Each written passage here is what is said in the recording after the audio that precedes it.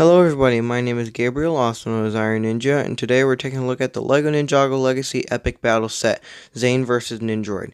This is set number 71731 for ages 6 with 57 pieces, and this set was released in 2021 for around $10 in the United States, and it comes with two minifigures, one of which is exclusive to the set, which would be Zane. Now let's open it up here, see what we got inside. I doubt there's going to be numbered bags, because it's a small set. Yep, okay, so we got one bag there, another bag, bag of special pieces, and the instructions look like they're a little bent up. Okay, well, I really like the design of the set. It's a lot better than the Spinjitzu spinners that they used to do with their repetitive designs, and this is a lot better with a different battle set, and so I'm really excited for this one. This Legacy set is based off of Ninjago Season 3 rebooted. That's why there's a Nindroid and some futuristic looking builds here.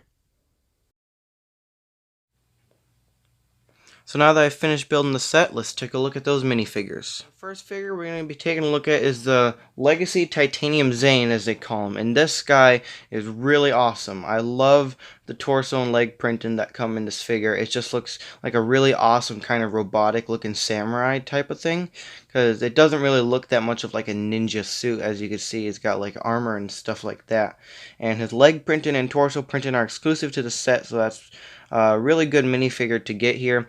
And he also comes with this nice light blue mini mask piece, which is pretty hard to get. I think it's exclusive to the set, I'm not entirely sure. And he also has his generic face printing that they have with the other Ninjago Legacy Zanes. And then no back facial printing, just some extra details from the back of his head.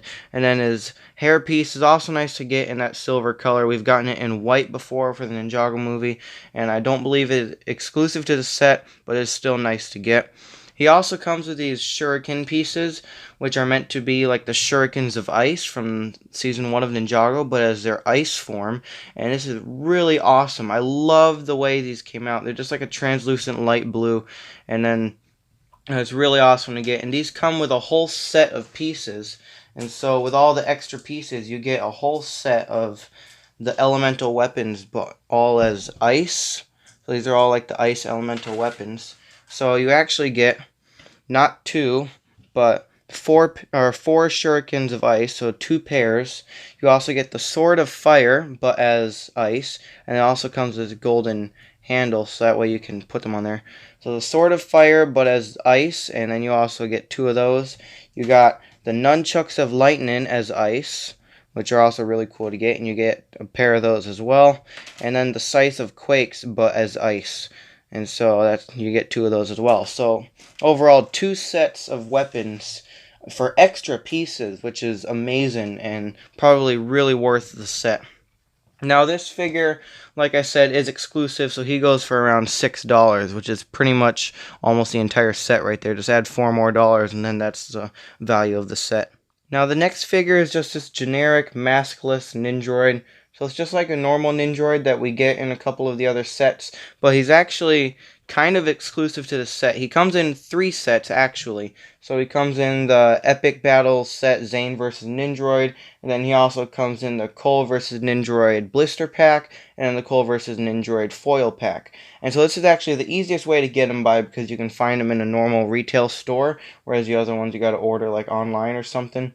And so, I mean, it's not that much going on here. His no leg printing, torso printing is pretty cool. Continues on to the back, and as well as the face printing is more expressive than the original Nindroid, where they were kind of like more robotic. This one looks a little more humanized with his mouth.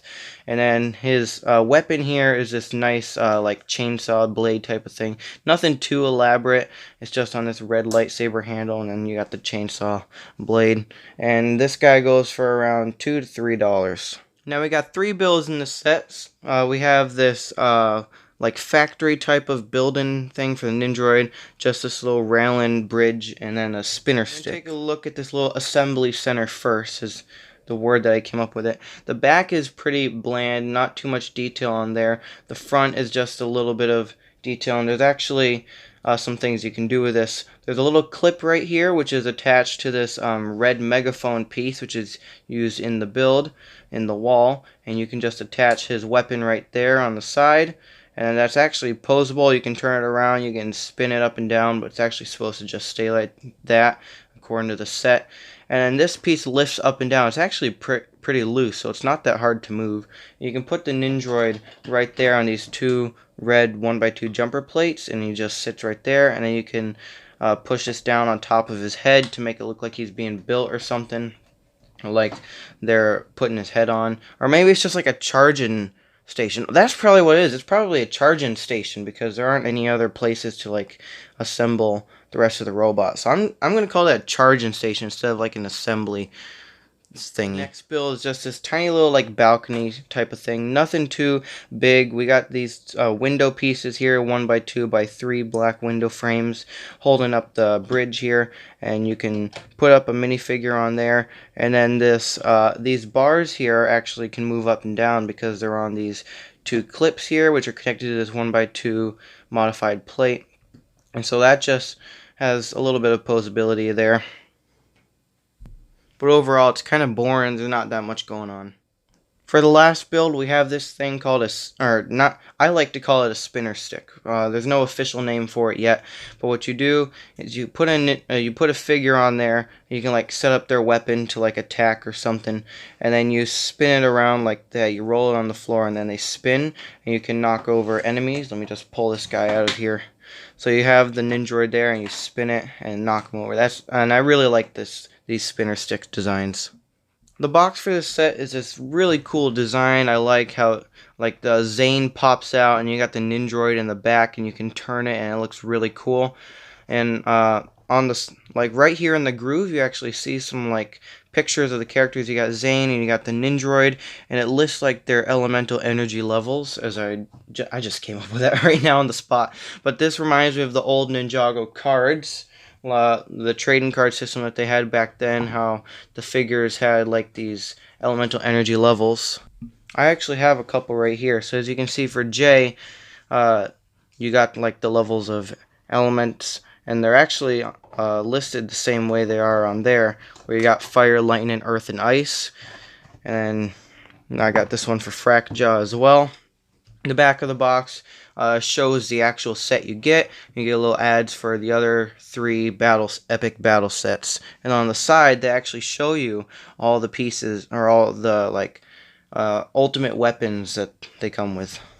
The instructions here are small size, and they have more of like a papery feel to them rather than the glossy feel that the other instructions have. On the back we have the Windloid, and then we also have an ad for the other epic battle set. So as you can see, there's one with Kai, and then there's one with Zane, Jay, and Cole. I really like the Zane and Cole ones. They look cool, and I want to get the Jay one because of the light lime pieces there for the weapons. I'm not really sure about their outfits though, but once I get those sets, I'll do a review of those if I do get them. So overall, my thoughts on this set, I really wish they added a little more stuff here on this little balcony here. Maybe like, because the bottom of it seemed a little empty. Maybe they could have put like, I don't know, small weapon rack on the bottom. Maybe to hold like a couple knives or something like that. I really like the Zane minifigure though. I think that's where most of the value of the set comes from for being $10. Because for the builds, it's not really that worth it. If you want the minifigures, then that's probably what the price is there for. Other than that, minifigure selection is good. I love the weapons coming in here as well, like all the extra different colored energy weapons. Those are really awesome to get, and so I think most of the value comes from those as well, because they don't come in any other sets other than this one. These specific colors. You get the molds in the other epic battle sets, but in different colors. You get orange, light lime, and like a dark brown, all translucent colors. So yeah, overall I'll rate the set at 8 out of 10. So let me know down in the comments that you would rate this set. And make sure to like and subscribe. And check out the giveaway in the description, because actually no, it's not ending soon. It's got like half a year left. But if you want to win that Mission Impossible set, the link to that is in the description. And without any further ado, I'll see you guys in the next one. Bye.